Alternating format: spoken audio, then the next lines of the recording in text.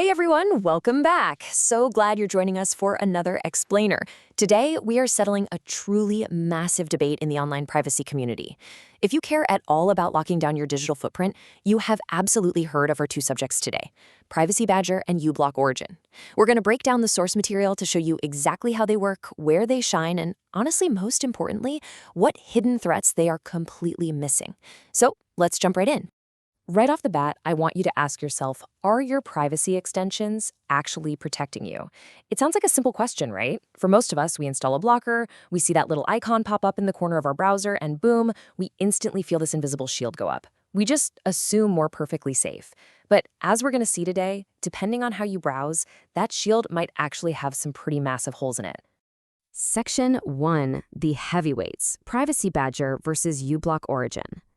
To really understand your current defenses, we first need to formally introduce our contenders. So, in the blue corner, let's start with Privacy Badger.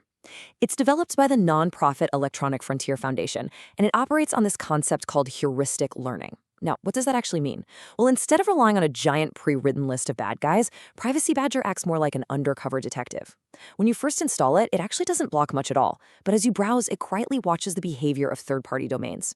If it catches the exact same domain tracking you across 3 or more different websites, it flags it as a tracker and just shuts it down. It literally learns on the job.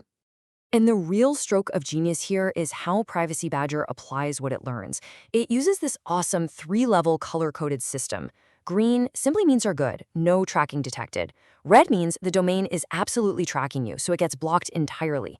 But that middle one, the yellow state, is where the real magic happens. You see, sometimes if you completely block a tracker, it'll break an embedded video or a comment section on a website. When Privacy Badger senses that's going to happen, it switches to yellow. It blocks the tracking cookies, but it still allows the actual content to load, which keeps your web experience from totally breaking. Okay, let's swing over to the red corner. Here we have the fiercely independent, massively popular, community favorite, uBlock Origin. Now this builds a totally different kind of defense. uBlock doesn't mess around with heuristic learning. It uses filter lists.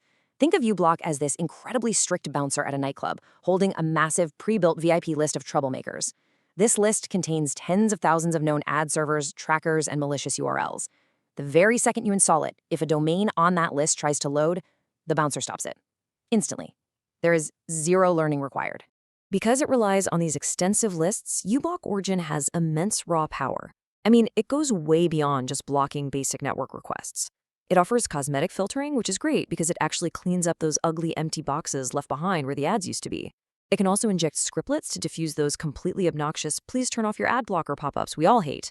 Plus, it has dynamic filtering for power users to block entire categories of scripts, and an element picker that lets you literally point, click, and permanently hide basically anything on a web page. Looking at this side-by-side comparison really highlights their fundamental differences. Privacy Badger is learning-based, which means that protection takes a little time to build up, and honestly, it doesn't really care about blocking ads, unless those ads are actively tracking you. uBlock Origin, on the other hand, is list-based. That gives you instant, comprehensive ad and tracker blocking right from second one. So, the big question, who wins? Well, they both do, just in totally different arenas. Privacy Badger absolutely wins the long game against the unknown. Because uBlock's filter lists are updated manually by human volunteers, brand new tracking domains can sometimes slip through for days or even weeks. Badger catches those novel trackers automatically just by watching their behavior. But meanwhile, uBlock wins on sheer breadth, speed, and customization. It blocks the vast majority of the known internet garbage before it even blinks. And hey, if you're sitting there worrying about this tanking your browser performance, don't sweat it. Both of these tools are incredibly lightweight. Privacy Badger just hums along at roughly 25 megabytes of RAM, and uBlock Origin sits right around 40 megabytes. On any modern hardware, neither of these is going to slow your machine down. Actually, by stopping all those heavy tracking scripts from loading in the first place, they'll usually make your browsing feel noticeably faster. The crucial takeaway here is that you really can't make a bad choice. As our sources heavily emphasize, both of these extensions share a rock-solid, incredibly ethical foundation. Neither of them collects your data. Neither of them runs one of those shady acceptable ads programs where megacorporations can just pay to bypass the filters. They are both completely open source, fully auditable, and completely free from any corporate ad revenue incentives. All right, let's move into Section 2, the ultimate tag team. This brings us to a really fun twist in today's explainer. You shouldn't be picking one over the other. You should absolutely be running both, because their blocking methods don't conflict, they stack together beautifully. Here is the perfect setup. First, install uBlock Origin to do the heavy lifting. It grabs all the known ads and trackers instantly. Then, install Privacy Badger and just let it sit there. Seriously, don't touch its settings. Just let it act as your safety net. It's going to notice that uBlock is already handling the known threats, so Badger can focus 100% of its heuristic learning on whatever slips through the cracks. And pro tip, if a site does end up breaking, it is almost always uBlock's aggressive lists, so check there first. Okay, so now you've got the ultimate tag team installed. You're invincible, right? Well, take a look at this quote straight from our source material. Neither extension stops browser fingerprinting. Yeah, this is the massive, glaring gap in our armor that standard extensions simply cannot fix. If you aren't super familiar with it, let's define browser fingerprinting. Unlike traditional tracking, which relies on dropping a cookie into your browser, fingerprinting is completely invisible. It identifies you by collecting the incredibly unique combination of your specific device's hardware and software properties. It doesn't need to leave a single file on your computer. It just looks at what your computer actually is. Websites are out there silently scraping ridiculously specific data points to build this fingerprint.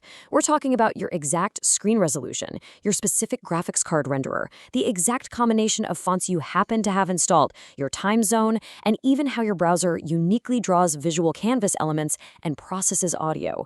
When a tracker stacks all of these tiny signals together, the result is a profile so insanely specific that it points to exactly one person, you.